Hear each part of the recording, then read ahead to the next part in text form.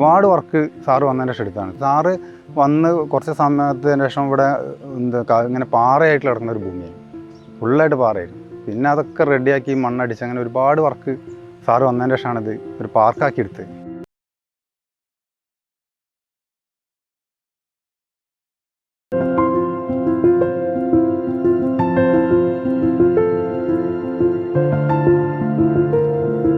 ഇവിടെ ഓരോ സാധനങ്ങൾ ഉണ്ടാക്കുമ്പോഴും അത് എന്താണോ ചെയ്യേണ്ട സാധനം എന്ന് വെച്ചാൽ ആദ്യം രൂപം തരും.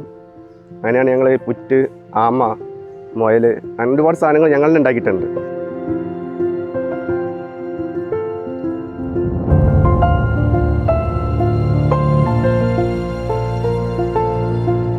തൊണ്ണൂറ്റഞ്ചിൽ കാലിക്കറ്റ് യൂണിവേഴ്സിറ്റി ഹെർബേറിയം ക്യൂറേറ്ററായിട്ടാണ് ഞാൻ ജോലിയിൽ പ്രവേശിക്കുന്നത്. 17 കൊല്ലത്തോളം ഹെർബേറിയം ക്യൂറേറ്ററായി ബോട്ടണി ഡിപ്പാർട്ട്മെൻറ്റിൽ പ്രവർത്തിക്കുകയായിരുന്നു. 2003 ഓഫീസർ ഇൻചാർജ് എന്ന് പറയുന്ന ഒരു ജോലി എനിക്ക് കിട്ടിയത്. അതിനിടെ 1995 എൻ്റെ റിസർച്ച് ഗൈഡായ ഡോക്ടർ വി വി ശിവരാജൻ അദ്ദേഹം പെട്ടെന്ന് മരണപ്പെടുകയുണ്ടായി. അതിനുശേഷം അദ്ദേഹം പഠിപ്പിച്ചിരുന്ന ഭാഗങ്ങൾ കൂടി ടീച്ചർ അല്ലെങ്കിൽ പോലും പഠിപ്പിക്കാനുള്ള ഒരു കാര്യവും കൂടി എന്നിൽ വന്നു ചേർന്നു. പിന്നീട് 2012 യൂണിവേഴ്സിറ്റിയിൽ അസിസ്റ്റൻറ്റ് പ്രൊഫസറായി ജോലി ചെയ്യുന്നത്. അസിസ്റ്റൻറ്റ് പ്രൊഫസറായി ജോലി ചെയ്ത സമയത്ത് ഹെർബേറിയം ക്യൂറേറ്ററുടെ പോസ്റ്റ് വേക്കൻ്റ് ആവുകയും ഹെർബേറിയം ക്യൂറേറ്ററിൻ്റെ ചാർജ് കൂടി വഹിക്കേണ്ട ഒരവസ്ഥയും അന്നുണ്ടായി. ഓഫീസർ ഇൻചാർജും ഹെർബേറിയം ക്യൂറേറ്ററും അസിസ്റ്റൻറ്റ് പ്രൊഫസറും എന്നുള്ള 3 നിലകളിലും ഒരേ സമയം ജോലി ചെയ്യേണ്ട ഒരു സാഹചര്യമായിരുന്നു ഉണ്ടായിരുന്നത്. ലാൻഡ്സ്കേപ്പിങ്ങിൻ്റെ വർക്ക് എന്ന് പറഞ്ഞു കഴിഞ്ഞാൽ അത് ക്യാമ്പസിൽ പല സ്ഥലങ്ങളിലായി നടക്കുന്ന വർക്കായതുകൊണ്ട് എല്ലാ സ്ഥലത്തും എത്തിപ്പെടുക എന്നുള്ള ഒരു ദൗത്യമുണ്ട്. എല്ലാ ദിവസവും എല്ലാ സ്ഥലങ്ങളിലും എത്തുക എന്നുള്ളത് വളരെ സമയം എടുക്കുന്ന ഒരു ജോലിയായിരുന്നു. കൂടാതെ റിസർച്ച് സ്റ്റുഡൻസിൻ്റെ റിസർച്ചും ടീച്ചിങ്ങും ഹെർബേറിയത്തിൻ്റെ ജോലിയും എല്ലാം കൂടി ആകുമ്പോൾ ഒന്നിനും സമയം തികയാത്ത ഒരു അവസ്ഥയുണ്ടായിരുന്നു. അപ്പോൾ യൂണിവേഴ്സിറ്റി ക്യാമ്പസ് ഒന്നും അധികം അകലെ അല്ലാതെ താമസിക്കുന്നത് കൊണ്ട് എനിക്കിതൊന്നും ഒരു വലിയ പ്രയാസമായി തോന്നിയിട്ടില്ല. അവധി ദിവസങ്ങളിലും സർവകലാശാലയിൽ വരുന്ന ധാരാളം അധ്യാപകർ നമ്മളെ വകുപ്പിൽ തന്നെയുണ്ട്.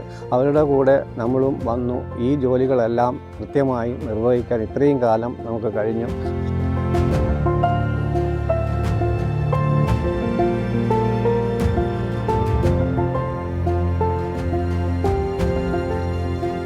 സാറുടെ എന്ത് കാര്യം നമുക്ക് തുറന്ന് പറയാം. സാറ് അതിനനുസരിച്ച് എല്ലാ ഇതും മറുപടിയും തരും, എല്ലാ സംഗതിയും എല്ലാം കാണിച്ചു തരും. എല്ലാം തൈകൾ നടുകയാണെങ്കിലും ഒക്കെ വളങ്ങൾ ഇടുന്നതാണെങ്കിലും.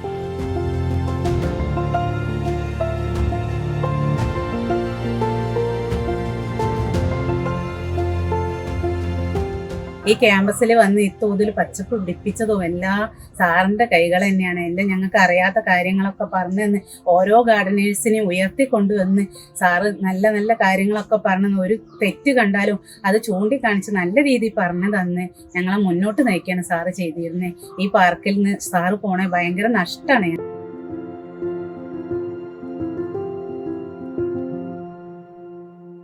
അന്ന് ചാർജ് എടുക്കുന്ന സമയത്ത് ഈ ക്യാമ്പസിൽ പ്രത്യേകിച്ച് 2 പ്രശ്നങ്ങളാണ് നമ്മൾ അഭിമുഖീകരിച്ചിരുന്നത്. ഒന്ന് വെള്ളത്തിൻ്റെ ദൗർലഭ്യം, പിന്നെ ചുറ്റുമതിലൊന്നും ഇല്ലാത്തൊരു ക്യാമ്പസാണ്. പാർക്കും മറ്റ് പ്രദേശങ്ങളും നമ്മൾ ചെടികൾ വളർത്താൻ പോകുന്ന സ്ഥലങ്ങൾ പ്രൊട്ടക്റ്റ് ചെയ്തെടുക്കുക എന്നുള്ള 2 കാര്യങ്ങളാണ്. ഫെൻസിങ് ഒക്കെ നടത്തുകയും പിന്നെ വെള്ളത്തിൻ്റെ ലഭ്യത ഉറപ്പാക്കുകയും രണ്ടാമത്തെ കാര്യം. മൂന്നാമതായി കാര്യം മിക്കവാറും പ്രദേശങ്ങൾ ചെങ്കൽ പ്രദേശങ്ങളാണ്. കേരളത്തിലെ ഏത് ഇടനാടൻ ചെങ്കൽ പ്രദേശങ്ങളെയും പോലെയുള്ള ഒരു പ്രദേശമാണ് സർവകലാശാല ക്യാമ്പസ് എന്ന് പറയുന്നത്. മണ്ണുള്ള പ്രദേശം വളരെ കുറവാണ്.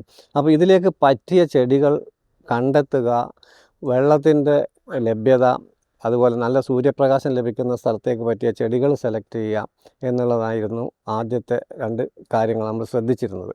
അപ്പോൾ മണ്ണ് കുറവുള്ള സ്ഥലങ്ങളിൽ മണ്ണ് കൊണ്ട് പല പ്രദേശങ്ങളും നമ്മൾ ഇന്ന് കാണുന്ന ആ ആരാക്കിഷ് പോലെയുള്ള ഗ്രൗണ്ട് കവർ വെച്ചതെല്ലാം തന്നെയും പാറപ്രദേശങ്ങൾ തന്നെയായിരുന്നു. പക്ഷേ അത് 15 സെൻറ്റിമീറ്റർ മുതൽ 1 അടി വരെ ഉയരത്തിൽ മണ്ണിട്ട് നിരത്തിയിട്ടാണ് ചെടികൾ വെച്ചിരിക്കുന്നത്. അല്ലാത്ത സ്ഥലങ്ങൾ പാറപ്രദേശങ്ങളെല്ലാം വലിയ കുഴികൾ എടുത്തിട്ടാണ് മരങ്ങളൊക്കെ നട്ടുപിടിപ്പിച്ചിരിക്കുന്നത്.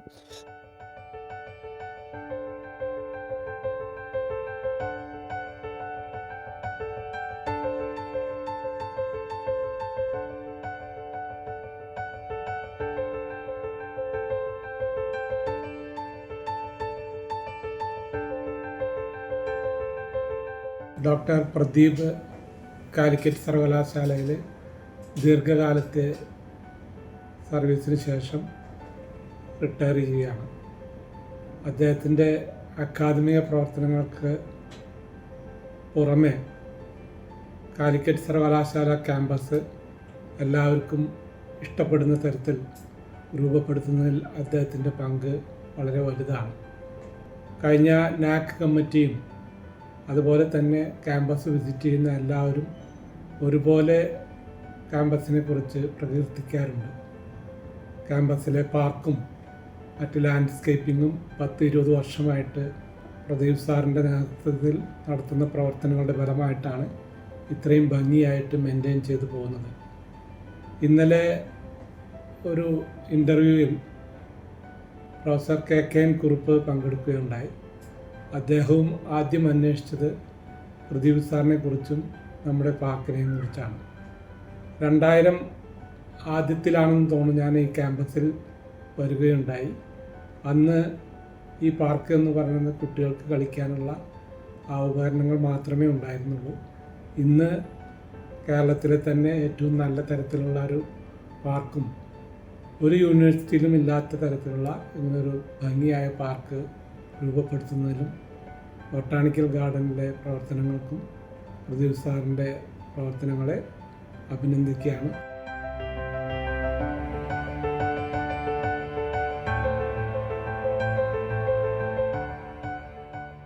ഇപ്പോൾ ലാൻഡ്സ്കേപ്പ് ഡിസൈൻ ചെയ്യുന്നതിലൊക്കെ തന്നെ നമ്മൾ അതിൽ പ്രത്യേകിച്ച് ട്രെയിനിങ് ഒന്നും ഇല്ലെങ്കിലും നമ്മളെ ചുറ്റുപാടും കാണുന്ന ചെടികൾ നമ്മളെ ഈ കഠിനമായ വെയിലിൽ നിൽക്കാവുന്ന ചെടികൾ, വെള്ളം കിട്ടാത്ത സ്ഥലങ്ങളിലേക്ക് പറ്റിയ ചെടികൾ ഇത് സെലക്ട് ചെയ്യുകയായിരുന്നു ചെയ്തത്. അതിന് വളരെ ആത്മാർത്ഥമായി പ്രവർത്തിക്കുന്ന കുറച്ച് ഗാർഡനേഴ്സ് നമ്മളെ കൂടെ ഉണ്ടായിരുന്നു ഇത്രയും കാലം. അവരൊക്കെ അധികവും ഭൂരിഭാഗം ആൾക്കാരും പെർമനൻറ്റ് സ്റ്റാഫൊന്നുമല്ല, ഡെയിലി വേജിന് വർക്ക് ചെയ്യുന്ന CLR ഗാർഡനേഴ്സാണ്. അവരുടെ ഒരു പ്രവർത്തന ഫലം തന്നെയാണ് ഇന്ന് ഈ കാണുന്ന മാറ്റത്തിൻ്റെ പിന്നിൽ ഉള്ളത്. അവർക്ക് വേണ്ട സൗകര്യങ്ങളൊക്കെ ചെയ്തു കൊടുത്തു എന്നതല്ലാതെ വേറെ ഒന്നും പ്രത്യേകിച്ച് ചെയ്തില്ല. മാറി മാറി വരുന്ന വൈസ് ചാൻസലർമാരുടെ ഭാഗത്തു നിന്നും അധികാരികളുടെ ഭാഗത്തു നിന്നൊക്കെ ഉണ്ടായിരുന്ന ഒരു സപ്പോർട്ട് വളരെ പറയേണ്ട ഒരു കാര്യം തന്നെയായിരുന്നു. ഒരിക്കലും ഒരു കാര്യത്തിനും ഒരു തടസ്സമില്ലാത്ത വിധത്തിൽ ഫയലുകൾ നീക്കാനും കാര്യങ്ങൾ ചെയ്യുവാനും ഇത്രയും ഉള്ള കാലം നമുക്ക് കഴിഞ്ഞിരുന്നു. പിന്നെ ഇവിടെ നമ്മൾ കൊണ്ടുവന്ന ഒരു പ്രധാനപ്പെട്ട ചെടികൾ പലപ്പോഴും ഈ മഞ്ഞ വസന്തം ക്യാമ്പസിൽ ഇങ്ങനെ വിരിയിക്കുന്ന അരാക്കിഷ് എന്ന് പറയുന്ന ഒരു ഗ്രൗണ്ട് കവറാണ്. വർഷങ്ങൾക്ക് മുമ്പ് എൻ്റെ സുഹൃത്ത് ഡോക്ടർ സന്തോഷ് നമ്പി, അദ്ദേഹം ദേവേരി കോളേജിൽ അന്ന് പ്രൊഫസറായിരുന്നു. അദ്ദേഹം മൂവാറ്റുപുഴയിൽ അദ്ദേഹത്തിൻ്റെ ഒരു സുഹൃത്തിൻ്റെ വീട്ടിൽ നിന്ന് കുറച്ച് ചെടി, ചെറിയൊരു മിൽമ പാലിൻ്റെ കവറിലാണ് നമുക്കിവിടെ അത് എത്തിച്ചു തന്നത്. ഞാൻ വളരെ കാലം അന്വേഷിച്ച് നടന്നിട്ട് ചെടി അത് കിട്ടി. അത് നമ്മൾ ഈ ക്യാമ്പസിൽ യൂണിവേഴ്സിറ്റി പാർക്കിൽ ചെറിയൊരു പ്ലോട്ട് എടുത്ത് അതിനെ കട്ട് ചെയ്ത് അതിനെ അവിടെ വളർത്തി വലുതാക്കി വീണ്ടും അത് കട്ട് ചെയ്ത് പ്രൊപ്പഗേറ്റ് ചെയ്തിട്ടാണ് ഇത്രയും ഏരിയയിൽ ഇന്ന് ആ ചെടി എത്തിച്ചിരിക്കുന്നത്. അതിൽ വിത്തുകളൊന്നും ഉണ്ടാവുന്നില്ല, കട്ടിങ്സ് വഴി തന്നെയാണ് അത് പ്രൊപ്പഗേറ്റ് ചെയ്ത് കൊണ്ടുവരുന്നത്. അത് ഇന്ന് യൂണിവേഴ്സിറ്റി ഇന്ന് നമുക്ക് ധാരാളം ഏരിയ അത് നട്ടു വളർത്തിയിട്ടുണ്ട്. സ്ക്വയർ ഫീറ്റിന് 500 രൂപ വെച്ചിട്ട് യൂണിവേഴ്സിറ്റി ചലാൻ അടച്ചു കഴിഞ്ഞാൽ ആർക്കും ലഭ്യമാക്കുന്ന തരത്തിൽ നമ്മളത് പ്രൊപ്പഗേറ്റ് ചെയ്ത് എടുത്തിട്ടുണ്ട് ആ ചെടി.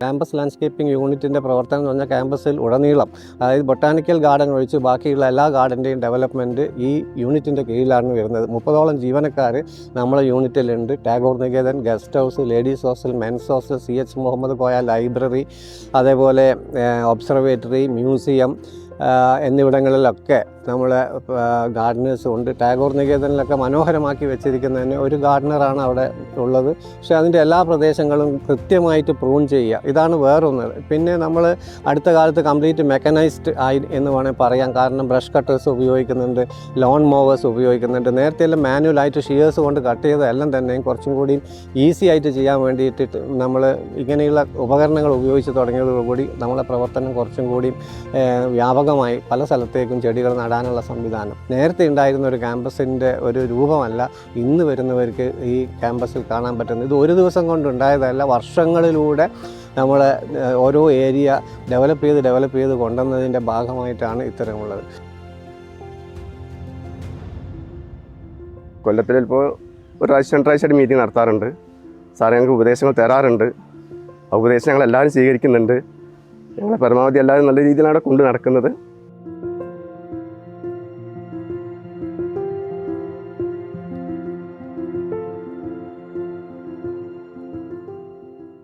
ഏകദേശം ഒരു 15 വർഷം മുമ്പാണ് ഈ കാണുന്ന മാനിൻ്റെ ശില്പങ്ങൾ നമ്മളിവിടെ ഇൻട്രൊഡ്യൂസ് ചെയ്തത്. Doctor KKN Kurup vice chancellor ആയിരുന്ന സമയത്ത് ഇവിടെ ഡിയർ പാർക്ക് തുടങ്ങാൻ വേണ്ടി സെൻട്രൽ സൂ അതോറിറ്റിക്ക് ഒരു പ്രപ്പോസൽ കൊടുക്കുകയുണ്ടായിരുന്നു.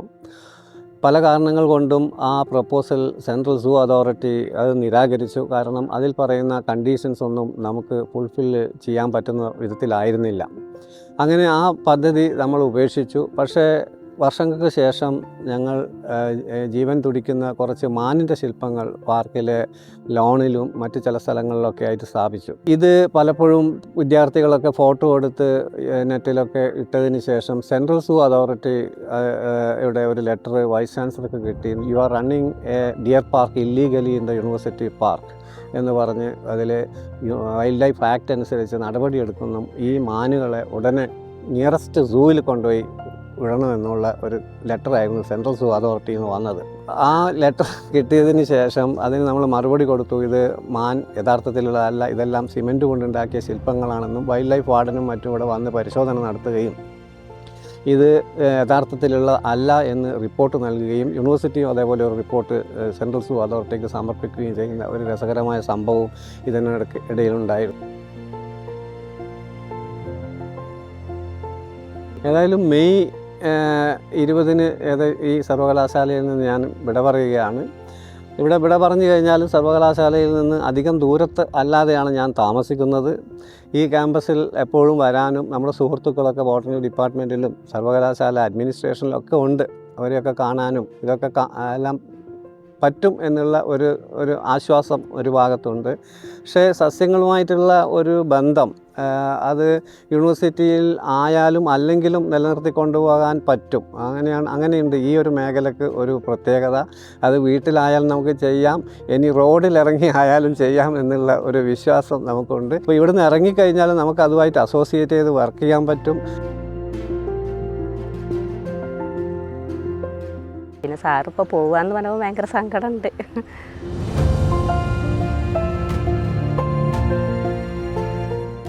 പ്രദീപ് സാറെ പോലത്തെ ഒരാൾ